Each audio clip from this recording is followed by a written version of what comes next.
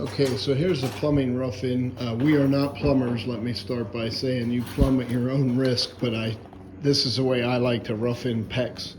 When I got here, they had a little flimsy metal strip going across, and the PEX just shoved out of it. And I guess to do it right, you put little bushings in them and let your PEX hang out. I'm nowhere near down with that. I really like the 3-screw fitting that you crimp on your PEX and come out the drywall. That way you can screw your quarter turn 90-degree sink valve or whatever it is you're hooking up with right in there, and anytime you ever have a problem, you still know behind your wall you have a totally solid connection here to start with, coming out with whatever you're having issues with on your plumbing.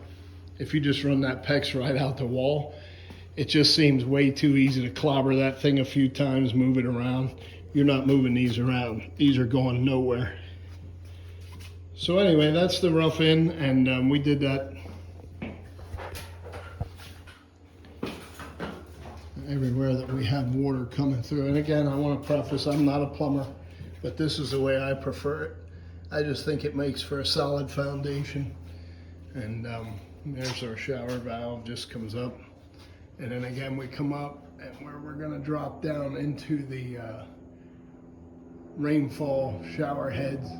I'm just coming out of there with stainless steel pipe. And again, the drywall will be up against that ceiling there and the tile. And then you'll thread your shower heads on there and you're done. So it is a double shower. And again, I'm not a plumber. This is just a rough-in of my own stuff, and that's how I like to do it. I think that's the way to go. If you disagree, that's fine. You can comment on it. We love any and all cheers or criticism. Thanks for watching.